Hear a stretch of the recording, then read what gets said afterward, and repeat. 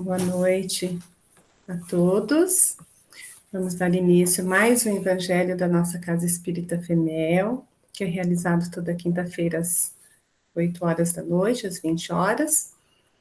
E, bom, quero aproveitar também para comunicar que nós voltamos com o atendimento do Manolo, né, que será agora no dia 10 já, e seguindo todos os protocolos, né, de segurança. Lembrando também que esse trabalho ele é realizado todo segundo domingo do mês, às 9 horas da manhã. E temos também o estudo na segunda-feira, às 8 horas, com a Marilyn, as segundas com Emmanuel. Temos as quartas-feiras o estudo da doutrina com Davi, às 8 horas também. E eu convido a todos para estarem conosco nesses estudos. Bom, iniciaremos então agora com a leitura de uma mensagem do livro Caridade, pelo Espírito Emmanuel, psicografia de Chico Xavier. O talento esquecido. No mercado da vida, observamos os talentos da providência divina, fulgurando na experiência humana, dentro das mais variadas expressões. Talentos da riqueza material, da intelectualidade brilhante, da beleza física, dos sonhos juvenis, dos louros mundanos, do brilho social e doméstico, do poder e da popularidade. Alinham-se à maneira de joias grandes e pequenas, agradáveis e preciosas, estabelecendo concorrência avançada entre aqueles que as procuram. Há, porém, um talento de luz acessível a todos. Brilha entre ricos e pobres, cultos e incultos. Aparece em toda parte. Salienta-se em todos os ângulos da luta. Destaca-se em todos os climas e sugere engrandecimento em todos os lugares. É o talento da oportunidade, sempre valioso e sempre o mesmo, na corrente viva e incessante das horas. É o desejo de doar um pensamento mais nobre ao círculo da maledicência, de fortalecer com um sorriso o ânimo abatido do companheiro desesperado, de alinhavar uma frase amiga que enterneça os maus a se sentirem menos duros e que auxilia aos bons a se revelarem sempre melhores, de prestar um serviço insignificante ao vizinho, plantando o pomar da gratidão e da amizade, de cultivar algum trato anônimo de solo, onde o arvoredo de amanhã fale sem palavras de nossas elevadas intenções. Acima de todos os dons, permanece o tesouro do tempo. Com as horas, os santos construirão a santidade, os sábios amealharam a sabedoria. É com o talento esquecido das horas que edificaremos o nosso caminho no rumo da espiritualidade superior, na aplicação silenciosa com o Mestre, que, atendendo compassivamente às necessidades de todos os aprendizes, prometeu, com amor, não somente demorar-se conosco até ao fim dos séculos terrestres, mas também asseverou com justiça que receberemos individualmente na vida de acordo com as nossas próprias obras. Agora vamos para a nossa prece. Convido a todos a fecharem os olhos, se conectar com a espiritualidade. Querido Mestre Jesus, neste momento em que unimos nossos corações, com nossos pensamentos e sentimentos voltados a Ti, aos Teus ensinamentos, rogamos humildemente, Mestre, que nos auxilie a combater as nossas más tendências que ainda trazemos em nós, que com Sua ajuda possamos conquistar a paz e a serenidade interior que tanto buscamos, que possamos ser dignos e merecedores das Tuas bênçãos. Nos ampare, Mestre. Ampare o nosso propósito de servir. Que possamos sempre estarmos prontos para o trabalho no bem. Permita, Mestre Jesus, neste momento, a assistência dos benfeitores espirituais que conduzem este Evangelho. Que possamos receber os fluidos salutares emanados por eles, que nossas águas sejam fluidificadas, que nelas sejam depositadas os medicamentos necessários ao nosso reequilíbrio físico, espiritual e mental. Que a sua paz permeie nossas vidas hoje e sempre. Que assim seja. Bom, hoje a leitura é do capítulo 18, muitos os chamados e poucos os escolhidos, e será feita pela nossa irmã Denilce, e depois os comentários ficará por conta do nosso irmão Davi. Denilce, por favor. Boa noite a todos. Dar-se aquele que tem. Aproximando-se dele, seus discípulos lhe disseram: Por que lhes falas por parábolas? Respondendo, disse-lhes ele: É porque a vós outros vos foi dado conhecer os mistérios do reino dos céus, ao passo que ele isso não foi dado. Porque aquele que já tem, mais lhe dará, e ele ficará na abundância. Aquele, entretanto, que não tem, mesmo o que tem, lhe tirará. Por isso é que lhes falo por parábolas. Porque vendo, nada vê, e ouvindo, nada entende nem compreende. Nele se cumpre a profecia de Isaías, quando diz: Ouvireis com os vossos ouvidos, e nada entendereis. Olhareis com os vossos olhos, e nada vereis. São Mateus, capítulo 13. Tende muito cuidado o que ouvis, porquanto usarão para convosco a mesma medida de que vos houverdes servido para medir os outros. Pois ao que já tem, dar-se-á, e ao que não tem, até o que tem lhe tirará. São Marcos, capítulo 4. Dar-se ao que tem, já tem tirar, e tiras ao que não tem, mediteis esses grandes ensinamentos que os vão, por vezes, afigurado paradoxos. Aquele que recebeu e o que possui o sentido da palavra divina, recebeu unicamente porque tentou tornar-se digno dela e porque o Senhor, em seu amor misericordioso, anima os esforços que tende para o bem. Aturados, perseverantes, esses esforços atraem as graças do Senhor.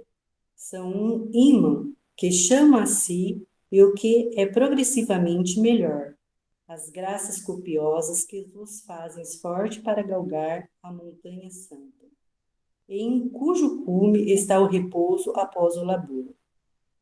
Tira-se ao que não tem, ou tem pouco, tomar isso como antítese figurada. Deus não retira das suas criaturas o bem que haja dignado de fazer-lhes.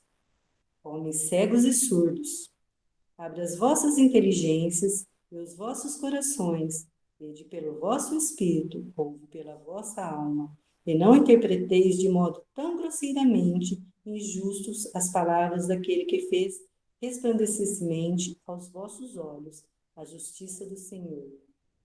Não é Deus quem retira daquele pouco receberá.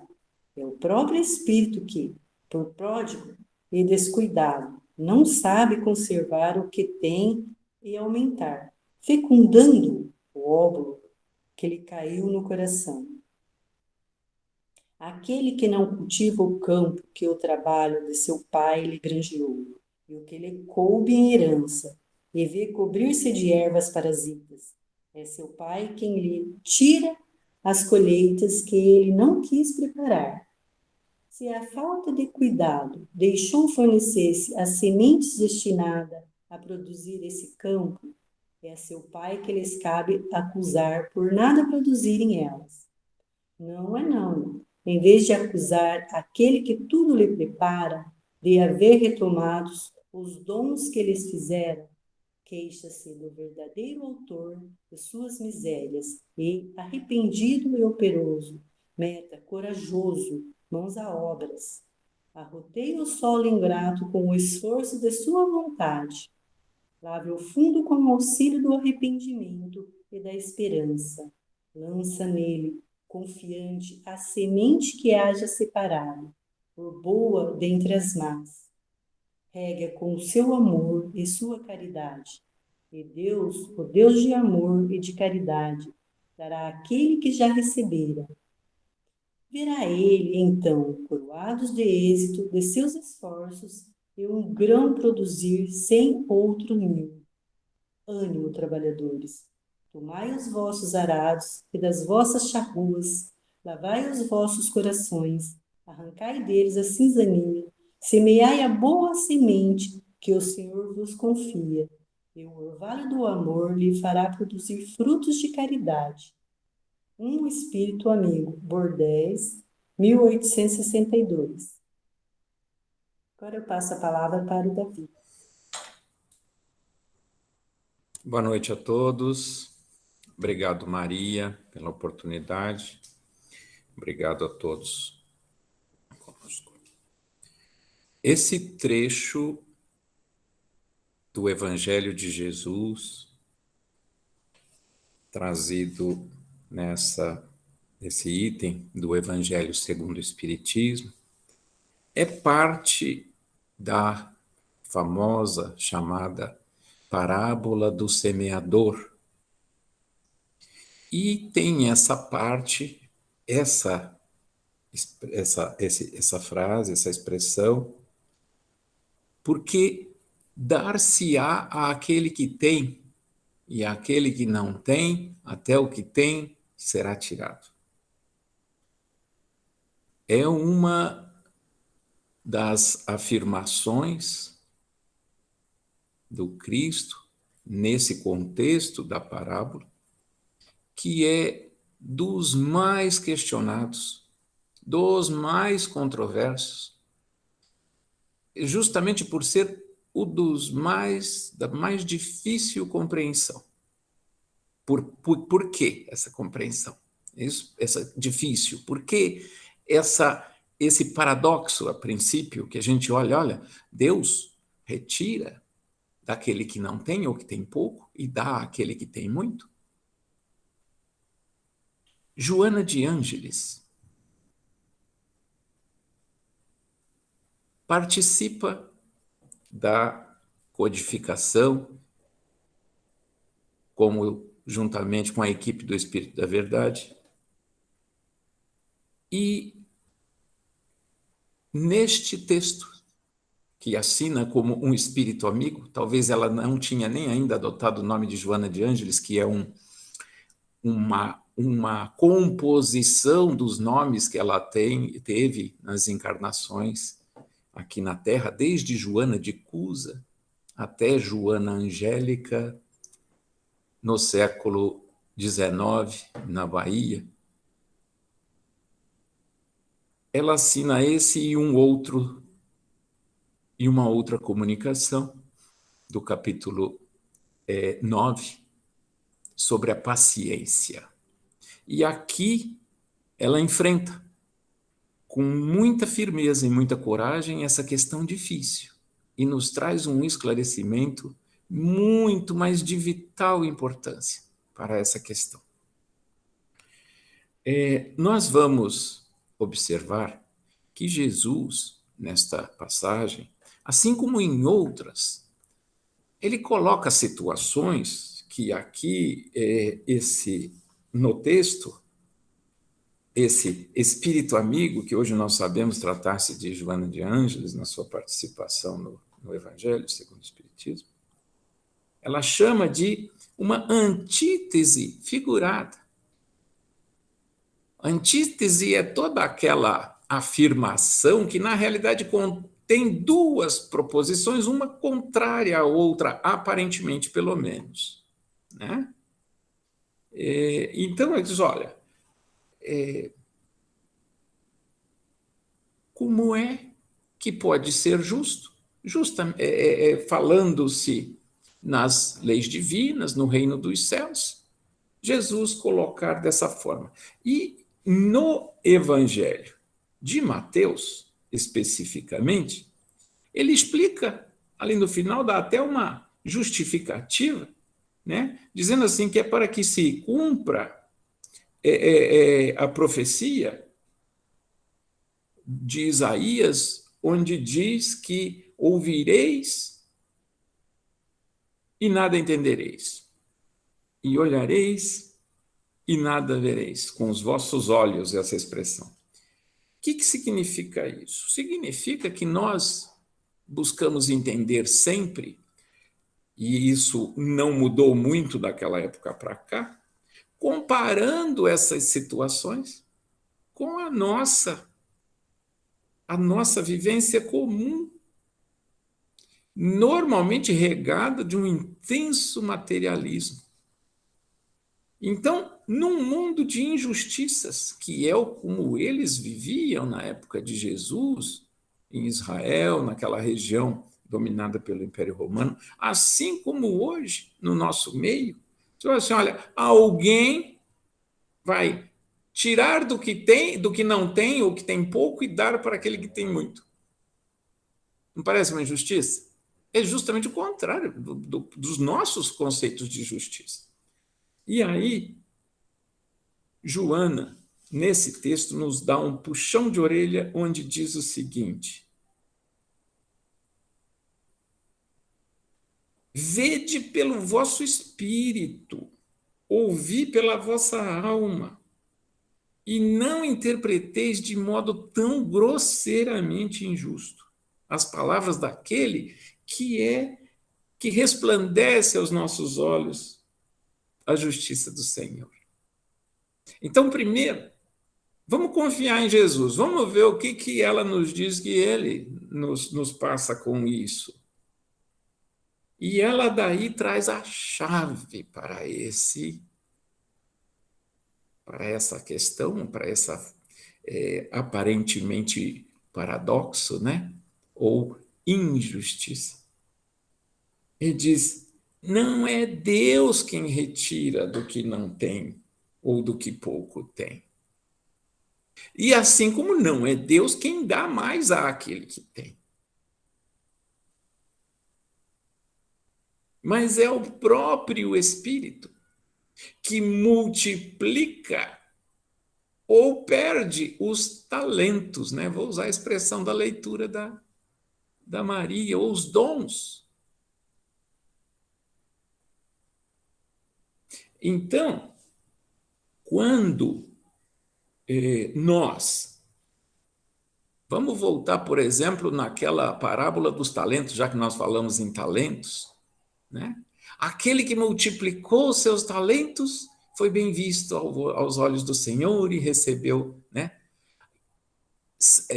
Recebeu mais, recebeu os benefícios. E aquele que guardou ou perdeu com medo e não usou os seus talentos ou os seus dons, ele ficou relegado a um segundo plano. Mas é Deus que faz isso? Então, nós observemos o seguinte: em princípio, nós somos todos simples e ignorantes. E temos na nossa caminhada oportunidades, dons que nos são colocados, que são distribuídos igualmente. E aos poucos nós vamos criando situações onde nós vamos perdendo essas oportunidades por falta, muitas vezes, de confiança, de boa vontade, né? De vários... E nós vamos nos distanciando daquela meta. Aqueles que guardam esses preceitos e se esforçam neles, eles têm consigo, né, essa força de vontade e confiança, e se aprimoram mais em ser melhores segundo os ensinamentos, né, divinos. O que chegam das mais diversas formas, mesmo antes de Cristo, antes da encarnação do Cristo como Jesus, esses progridem muito mais rapidamente. Recebem, eles veem, eles passam a participar dessas condições cada vez melhores mais rapidamente. Então, a gente deve observar isso, inclusive, da seguinte forma. Duas pessoas, dois indivíduos, dois espíritos com uma encarnação razoavelmente semelhante, com as mesmas condições, com as mesmas companhias, às vezes na mesma família. Um tem os talentos, os dons da confiança, da perseverança, da boa vontade. E o outro tem os vícios da preguiça, do desinteresse. Quando há ambiente propício para uma coisa e para outra, eles se multiplicam igualmente. Não é só as coisas boas que se multiplicam. Se a gente não tomar cuidado, as coisas ruins, assim como as virtudes, os vícios também se multiplicam. E isso que nos chama a atenção, Emmanuel, tá? No livro, eu anotei aqui, deixa eu ver aqui, é no livro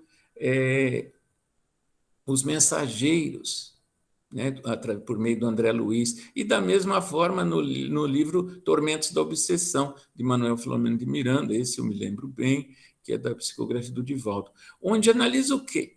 Nós, muitas vezes, temos todas as oportunidades para progredirmos muito numa determinada encarnação. E nós, por algumas coisas que deixamos sobressair o nosso orgulho, a nossa vaidade, ou o egoísmo de uma maneira mais sintética, nós perdemos aquela oportunidade. Nós não tivemos a confiança necessária. E aí o que acontece? Nós cometemos, muitas vezes, atos terríveis, às vezes contra a vida. E aí o que acontece? Nós aprendemos na doutrina espírita que o espírito não retrograda. Não, tudo aquilo que você sabe, que você aprendeu, que você sentiu, está tudo guardado. Nada vai ser perdido. Só que você vai perder um dom precioso, que é o tempo. Você vai voltar lá atrás, ter que se recompor daquilo. Quer dizer, você vai permanecer ali, mas você, na sua condição, na sua visão, você vai voltar. Por quê? Porque você vai se distanciar das pessoas que você ama, daquelas pessoas que podem te orientar, você não vai estar mais presente com elas. A gente tem visto bastante isso no estudo, que é aquela questão do distanciamento mental. Às vezes vai durar séculos, encarnações, para você voltar àquele patamar que estava e dali não perder mais a oportunidade. Então, é nesse sentido que nos chamam a atenção. Tá? Então, quando Joana nos fala, aquele porventura que não cultiva o campo que o seu pai lhe deu, vamos colocar isso como as condições que Deus nos deu para o nosso desenvolvimento, mas nós não cultivamos esses dons. E a gente vê-los cobrir de parasitas, ou seja, ao contrário, nós desenvolvemos aqueles outros, os vícios.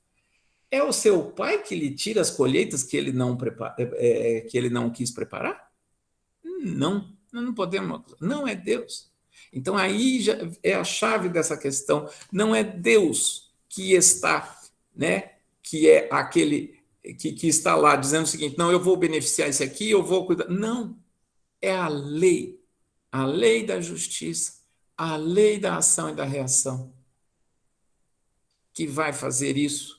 Então, nós devemos ter muito cuidado. Para quê? Para que nós façamos multiplicar, sim, as virtudes cristãs.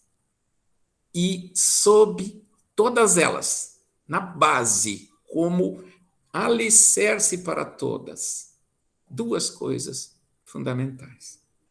confiança em Deus, em Jesus. E a boa vontade. Você, Joana nos chama, inclusive, atenção disso num outro texto, que a boa vontade é o que move o ser. Nós podemos ter bons sentimentos, olhar e ver, ai, eu sinto uma dó, mas se você não tiver vontade, você não vai fazer nada por aquilo. Então, nós não vamos multiplicar isso. Então, e sobre aquilo que eu disse, né, que é importante a gente colocar nessa análise, a respeito de que as coisas não tão boas, que a gente, às vezes, acaba desenvolvendo em nós, elas também se multiplicam, elas também crescem, elas também, podem proliferar, assim como aqui diz que aquele que, né, tem duas coisas, aquele que tem será dado, aquele que não tem, até o que tem lhe será tirado. Por quê? Porque as coisas ruins também, as coisas que não são boas para nós, elas também progridem no sentido inverso. Nisso, o Emmanuel tem um texto maravilhoso a respeito, quando ele diz assim, ó, só um trechinho aqui. Quanto mais egoísmo, mais aviltamento. Quanto mais vaidade, mais aflição. Quanto mais ciúme, mais desespero. Quanto mais erros, mais necessidade de reajuste. Quanto mais trabalho, mais progresso. Mistura coisas boas e coisas ruins na mesma, só para, né, demonstrar isso. Quanto mais boa vontade, mais simpatia. Quanto mais humildade, mais bênçãos. Quanto mais amor, mais luz. Então, analisando só pelo lado do que Jesus chamava de o reino de Deus, ou seja, olhar para essa vida, para Deus, para todas as coisas, com esse olhar que Joana nos pede aqui, olhar, vede pelo Espírito, ouvir pela alma, e não interpretar de modo grosseiro. Se a gente olhar assim, nós vamos dizer, olha, então, quanto mais amor, mais luz. Agora, quanto mais egoísmo, quanto mais erros, mais necessidade de reajuste, ou seja, mais distante fica do objetivo, mais demora, vai perder tempo, vai ser lhe tirado o quê? Aquela oportunidade redentora que às vezes tem, ela não vai aparecer tão rápido de novo, porque vai perder essa condição por nós mesmos, pelas nossas ações. Certo? Então, era isso que eu queria trazer para vocês. E, assim, agradecer demais aí a oportunidade e dizer, Maria, nós escolhemos esse trecho justamente por essas expressões que coadunam perfeitamente com o que a gente está estudando nas quartas-feiras, até como um incentivo assim, para a gente combinar aquelas situações com as questões aqui tratadas referente ao Evangelho. Obrigado a todos. Nós é que agradecemos, Davi, essas palavras aí, os ensinamentos repassados, né? E realmente, né, a vida retorna de acordo com o que cada um de nós, né, oferece, né? Aquilo que oferecemos é aquilo que volta para nós, né? Eu convido agora a Miriam para fazer a prece de encerramento. Vamos fechar os nossos olhos e agradecer a Deus, a Jesus, por essa oportunidade maravilhosa de estarmos aqui unidos, essa família linda que é a FEMEL. Peço a Deus que esteja sempre conosco, nos auxiliando, nos orientando, nos mostrando sempre o caminho do bem, do amor, que possamos ajudar as pessoas ao nosso redor, que possamos dar esse amor maravilhoso que nos é dado por Ele, que possamos transmitir esse amor para as pessoas que estejam precisando de uma ajuda, que estejam precisando de um pouco de conforto, de auxílio. Peço aos mentores que estejam sempre conosco, nos ajudando nas escolhas do dia a dia, nos obstáculos que a vida nos apresentar, que nos dê uma orientação, que nos dê o rumo correto, para que possamos crescer sempre moralmente, espiritualmente. Peço aos mentores que estejam sempre conosco, nos dando muita calma, muita serenidade, muita tranquilidade. E peço a Jesus que seja sempre conosco, agora e sempre. Que assim seja. Obrigada, Miriam. Obrigada a todos. E aguardo vocês na próxima quinta-feira. Fiquem com Deus. Uma boa noite a todos.